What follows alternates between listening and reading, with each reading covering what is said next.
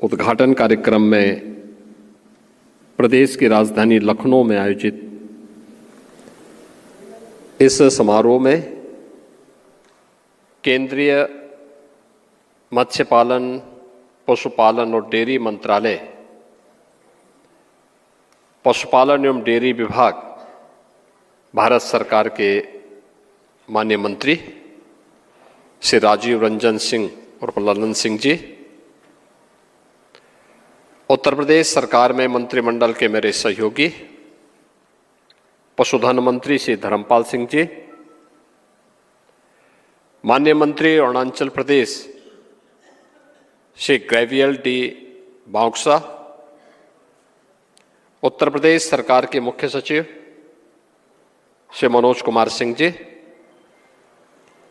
सचिव पशुपालन भारत सरकार श्रीमती अलका उपाध्याय जी, अपर सचिव पशुपालन भारत सरकार सुश्री वर्षा जोशी जी,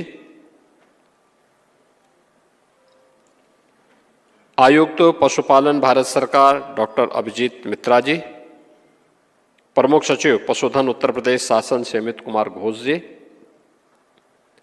अध्यक्ष गौ सेवा आयोग उत्तर प्रदेश श्री श्याम बिहारी गुप्ता जी, देश भर से आए हुए इस महत्वपूर्ण कार्यशाला में सभी पशुधन, डेयरी और मत्स्य पालन से जुड़े हुए प्रतिनिधिगण, उपस्थित बहनों और भाइयों, मैं सबसे पहले भारत सरकार के मत्स्य पालन, पशुपालन और डेयरी मंत्रालय के माननीय मंत्री श्री राजीव रंजन सिंह जी का और उनकी पूरी टीम का हृदय से आभार व्यक्त करता हूं कि उन्होंने इतनी महत्वपूर्ण कार्यशाला के लिए उत्तर प्रदेश को चुना है और आज यहां पर यह कार्यशाला विभिन्न मुद्दों को लेकर के पशुधन के क्षेत्र में, मत्स्य पालन के क्षेत्र में और डेयरी के क्षेत्र में अन्नदाता किसानों की आमदनी को बढ़ाने के लिए क्या कुछ हो सकता है, तकनीक का उपयोग करते हुए हम उसके जीवन में कैसे समृद्धि का मार्ग प्रशस्त कर सकते हैं, जो प्रधानमंत्री मोदी जी के विकसित भारत और आत्मनिर्भर भारत के सपने को साकार कर सके। इस महत्वपूर्ण कार्यशाला के लिए मैं हृदय से आभार व्यक्त करता हूं। मैं इस अवसर पर आप सभी का हृदय से स्वागत भी करता हूं कि मौसम की विपरीत परिस्थितियों के बावजूद आपने अन्नदाता किसान की समृद्धि से जुड़े हुए इस महत्वपूर्ण पक्ष को महत्व दिया है और आज यहां पर पधारे हैं। हम बचपन से इस बात को सुनते रहे हैं कि भारत एक कृषि प्रधान देश है। स्वाभाविक रूप से अन्नदाता किसान की खुशहाली और उसकी समृद्धि के बगैर देश में खुशहाली नहीं आ सकती, देश में समृद्धि नहीं आ सकती। भारत जैसे देश में कृषि और पशुधन एक दूसरे से जुड़े रहे हैं, एक दूसरे से अलग नहीं है। जो भी अन्नदाता किसान होगा उसके घर में पशुधन जरूर होगा और जो पशुपालक है वह खेती बाड़ी के साथ भी अवश्य जुड़ा होगा। इनका आपसी इस संबंध को ध्यान में रखते हुए अन्नदाता किसान की समृद्धि और खुशहाली के लिए पिछले 11 वर्ष के अंदर प्रधानमंत्री मोदी जी के नेतृत्व में जो कदम उठाए गए हैं वो अत्यंत महत्वपूर्ण और सराहनीय है और प्रधानमंत्री जी की प्रेरणा से देश की सबसे बड़ी आबादी के राज्य उत्तर प्रदेश में हम लोगों ने इस क्षेत्र में जो महत्वपूर्ण कदम बढ़ाए हैं, आज उसी का परिणाम है कि डबल इंजन सरकार की ऊर्जा का लाभ उत्तर प्रदेश ने लिया है और आज उत्तर प्रदेश दुग्ध उत्पादन में देश के अंदर नंबर 1 स्थान पर आया है। चुनौती हमारे सामने है।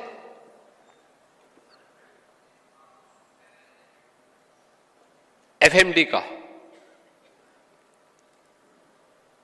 फुट एंड माउथ डिजीज के बारे में, जिसको आप खुरपका मुंहपका की बीमारी कहते हैं, इसके वैक्सीनेशन के कार्यक्रम प्रारंभ हुए, बीच में उसको फिर रोका गया। और मैं धन्यवाद दूंगा माननीय केंद्रीय मंत्री श्री राजीव रंजन सिंह जी को कि उन्होंने सैचुरेशन के लक्ष्य को प्राप्त करने के लिए आज अपना आश्वासन यहां पर हमें फिर से दिया है। और हम इस बात के लिए आश्वस्त करेंगे कि अपने पशुधन को हम पूरी तरीके से एफएमडी मुक्त बना करके यहां के पशुपालकों के जीवन में खुशहाली लाने में पूरा योगदान देंगे। उत्तर प्रदेश ने इस दिशा में जो प्रयास प्रारंभ किए हैं, हमारे मंत्री जी ने अपने विस्तृत वक्तव्य में उन सब बातों का उल्लेख भी किया, और उसके बारे में हम क्या क्या कार्यक्रम बना रहे हैं। लेकिन मेरा एक आग्रह होगा कि इस पे जरूर विचार करने की आवश्यकता है कि पशुधन का संबंध वहां के जो क्लाइमेटिक जोन है उस पर भी, उसका भी उस पर असर पड़ता है। उसके पालन, उसके रखरखाव और उसकी नस्ल,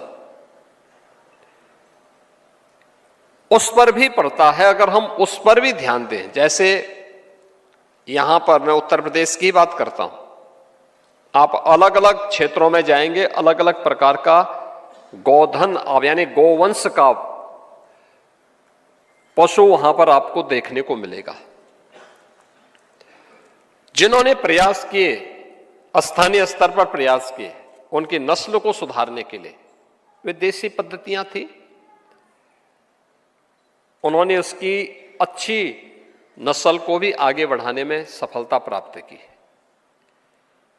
जो लोग उस दिशा में प्रयास नहीं कर पाए, वहां पर पशुधन काफी पिछड़ा हुआ था। और आज के समय में बहुत सारी ऐसी स्थानीय नस्लें हैं जो लुप्त प्राय की ओर हैं। उस पर अगर हम ध्यान देंगे तो हम एक अस्थाई समृद्ध निधि वहां के पशुपालकों को दे सकते हैं, जो आसानी से वहां की जलवायु अनुकूल वातावरण में अच्छी पैदा उनके माध्यम से अब दे सकते हैं। तकनीक का उपयोग करते हुए आज की वर्तमान चुनौतियों में हम वहां के इस अभियान को, प्रधानमंत्री जी के विजन को तेजी के साथ आगे बढ़ाने में सफल हो सकते हैं। मैं धन्यवाद दूंगा भारत सरकार को इस बात के लिए भी कि उन्होंने उत्तर प्रदेश में मिल्क प्रोड्यूसर को प्रोत्साहित करने के लिए जिस बड़े अभियान को आगे बढ़ाया है। आज प्रदेश के अंदर 5 ऐसे मिल्क प्रोड्यूसर उत्तर प्रदेश में कार्यरत हैं, जिसमें झांसी से प्रारंभ हुआ बलेनी मिल्क प्रोड्यूसर, और वहां से प्रक्रिया प्रारंभ हुई। अब आगरा, गोरखपुर, काशी और अपने प्रदेश में एक अन्य 5 स्थानों पर यह सफलतापूर्वक संचालित हो रहा है। लाखों महिलाएं इस कार्यक्रम के साथ जुड़ी हुई है, जो दुग्ध समितियों के माध्यम से दुग्ध का कलेक्शन करती है, आत्मनिर्भरता के लक्ष्य को ही प्राप्त करती हैं और पशुपालन के क्षेत्र में पशुधन की अच्छी नस्ल हो इसके बारे में भी चिंता करती हैं। दुग्ध कलेक्शन के माध्यम से वैल्यू एडिशन से कैसे हम अपने अन्नदाता किसान और पशुपालकों के जीवन में खुशहाली ला सकते हैं, इसमें भी योगदान दे रहे हैं, जिसमें गोरखपुर और काशी से जुड़े हुए हमारे कुछ पशुपालकों ने अपने कुछ सक्सेस स्टोरी को यहां पर अपने उद्बोधन के माध्यम से भी हमारे सामने यहां पे रखा है। मेरा मानना है कि ये चीजें सफलता की एक नई ऊंचाई की ओर हम सबको प्रेरित करती है। लोगों को प्रोत्साहन करती है। उत्तर प्रदेश में हम लोगों ने निराश्रित गो आश्रय स्थलों को 2017 में हम लोग आए थे, एक समस्या थी, एक चुनौती थी। कारण था समय के अनुरूप पशुधन की नस्लों में सुधार न होने के परिणाम स्वरूप बड़े पैमाने पे पशुधन सड़कों पर, खेतों में और फिर वही कसाई खानों में भी जाते थे। आस्था के साथ भी खिलवाड़ होता था, साथ साथ खेत, अन्नदाता किसान के खेत में भी परेशानी होती थी, सड़कों पे दुर्घटनाएं होती थी।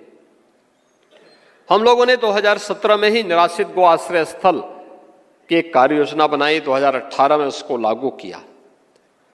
और आज मुझे बताते हुए प्रसन्नता है कि 14 लाख से अधिक गोवंश वर्तमान में सरकार की गौशालाओं में या फिर सरकार के द्वारा सहायता प्राप्त पशुपालकों के बीच में आज उनकी देखभाल की जा रही है, जिसमें प्रति गोवंश जो सरकारी निराश्रित गो आश्रय स्थल हैं वहां पर सरकार अपने स्तर पर उनका संचालन करती है, लेकिन इसके अलावा तीन स्कीम हमारी है। एक सरकार स्वयं चलाती है जिसमें 12 लाख से अधिक गोवंश सरकार अपनी निराश्रित गो आश्रय स्थल के माध्यम से उनकी देखभाल करती है। दूसरी स्कीम है जो हम लोगों ने सहभागिता योजना के माध्यम से चालू की है कि किसी भी पशुपालक को हम 4 गोवंश तक देते हैं। 4 गोवंश वो कोई भी ले ले, उसकी देखभाल करेगा और हर महीने हम उसे 1500 रुपया एक गोवंश का देते हैं। 1500 रुपया एक गोवंश का उत्तर प्रदेश सरकार उसे उपलब्ध करवाती है। और यह भी एक मुझे प्रसन्नता है कि इसमें लगभग 2 लाख के आसपास किसानों ने इसका लाभ, 2 लाख से अधिक पशुधन इस रूप में लगभग 1,25,000 किसानों के पास यह आज मौजूद है। ऐसे ही तीसरी स्कीम हमारी है कुपोषित परिवारों को एक एक गोवंश, वो हम ब्याई भी गाय देते हैं निराश्रित गो आश्रय स्थल से, और 10,000 से अधिक परिवारों को हमने एक एक गाय दे रखी है। जब तक वो गाय दूध देती है, क्योंकि निराश्रित गो आश्रय स्थल से जुड़ी हुई गाय है, कम दूध देती है, 100 ग्राम से लेके 500 ग्राम तक। एक कुपोषित परिवार के लिए कम दूध ज्यादा लाभदायक है, क्योंकि धीरे धीरे करके वह दूध पीने का आदत डालेगी तो उसको पचा भी पाएगी। और उस दिशा से हम लोग उस परिवार को इतने गोवंश अलग अलग, एक परिवार को एक गाय देते हैं, ब्याई हुई गाय देते हैं, और 1500 रुपया भी हर महीने उस परिवार को उपलब्ध कराते हैं उस गाय की देखभाल करने के लिए, उसकी सेवा करने के लिए। तो ये 3 प्रकार की स्कीम प्रदेश के अंदर हम लोगों ने दे रखी है, जिसके माध्यम से गोवंश के संरक्षण के साथ साथ संवर्धन के कार्यक्रम को आगे बढ़ाने का कार्य किया जा रहा है। हम लोगों ने उत्तर प्रदेश में गो सेवा आयोग को यह जिम्मेदारी दे रखी है कि उसका 2 ही काम है। एक, जो निराश्रित गो आश्रय स्थल है उनकी व्यवस्था ठीक हो, ये वे जरूर देखें। उनकी नस्ल सुधार के लिए भी वहां पर कुछ अभियान चले। और दूसरा कि वहां उसके माध्यम से वो ये सुनिश्चित करें कि इन गोवंश के नस्ल सुधार के कार्यक्रम को आगे बढ़ाने के साथ साथ हम किसानों को इसके बारे में प्रशिक्षित भी कर सके। और गो सेवा आयोग इस मामले में एक तरफ काम कर रहा है, दूसरी तरफ इन निराश्रित गो आश्रय स्थलों को नेचुरल फार्मिंग के साथ भी हम जोड़ सके। नेचुरल फार्मिंग आज की वर्तमान परिस्थिति में आप देख रहे होंगे, केमिकल, फर्टिलाइजर और पेस्टिसाइड का अत्यधिक उपयोग आज तमाम प्रकार की नई बीमारियों को जन्म दे रहा है। कैंसर एक चुनौती है हम सबके सामने, किडनी फेलियर, लीवर खराब होना, ये सब क्या बताता है कि हमने अत्यधिक मात्रा में केमिकल और फर्टिलाइजर का उपयोग किया है, पेस्टिसाइड्स का उपयोग किया है। उसके दुष्परिणाम हम सबके सामने हैं। उस समस्या का समाधान का रास्ता भी हम सबको मिलकर करना होगा। और प्राकृतिक जीवन जीने के लिए प्राकृतिक खेती भी उतनी ही महत्वपूर्ण है। और वो प्राकृतिक खेती गौ आधारित खेती ही है और भारतीय नस्ल का गोवंश उसमें बड़ी भूमिका का निर्वहन कर सकता है। 27 जनपद उत्तर प्रदेश के ऐसे हैं जो मां गंगा के तटवर्ती क्षेत्र में स्थित हैं। प्रधानमंत्री मोदी जी ने नमामि गंगे परियोजना के माध्यम से देव नदी गंगा को एक नया जीवन दान दिया है। आपने देखा होगा कि गंगा की धारा अविरल और निर्मल हुई तो प्रयागराज में महाकुंभ सफलता की नई ऊंचाई तक प्राप्त किया। 66 करोड़ से अधिक श्रद्धालु प्रयागराज के महाकुंभ में आए और सबका एक ही उद्देश्य था कि मां गंगा, यमुना और मां सरस्वती की त्रिवेणी में एक बार डुबकी लगाएं, संगम में स्नान का आनंद मिल सके, उसका पुण्य प्राप्त हो सके। अगर गंगा नदी स्वच्छ और अविरल नहीं होती तो क्या ये संभव हो पाता? प्रधानमंत्री मोदी जी ने जहां इस कार्यक्रम को एक भगीरथ प्रयास के रूप में आगे बढ़ाया, वहीं उन्होंने अपने जीवन की जो महत्वपूर्ण पूंजी थी, 100 करोड़ से अधिक रुपया जो उन्हें विभिन्न संस्थाओं के द्वारा सम्मान स्वरूप उपलब्ध कराया गया था, वो पूरी की पूरी राशि उन्होंने नमामि गंगे परियोजना को उपलब्ध करवाई। और आज परिणाम क्या है कि अविरल और निर्मल गंगा के माध्यम से हम लोग देव नदी गंगा को पुनर्जीवित कर लिए हैं। तो हमारा भी तो कोई दायित्व था। हम जो केमिकल फर्टिलाइजर या पेस्टिसाइड खेतों में डालते हैं, क्या वो खेत तक ही सीमित रहता है? क्या बरसात में जब बह के जाता है तो नदियों को भी प्रदूषित करता है, जल को भी प्रदूषित करता है। और फिर जब उसी जल का सेवन हम लोग करते हैं तो उसका कहीं ना कहीं दुष्प्रभाव, जो एक कीड़े को मार सकती हो जो दवा, तो मनुष्य खाएगा क्या? मनुष्य उससे जीवित रहेगा क्या? और यही फिर कैंसर के रूप में, किडनी फेल्योर के रूप में, लीवर फेल्योर के रूप में यही विकृति हम सबके सामने मिल रही है। और उसका समाधान ही है प्राकृतिक जीवन के लिए प्राकृतिक जीवन पद्धति को अपनाना, उस प्रकार के अन्न को अपनाना, उस प्रकार की खेती को आगे बढ़ाना। उन 27 जनपदों में हम लोगों ने एक और प्राकृतिक खेती को बढ़ावा देने के लिए एक विशेष अभियान चलाया है। भारत सरकार ने भी इस कार्यक्रम को अपनी मंजूरी दी है।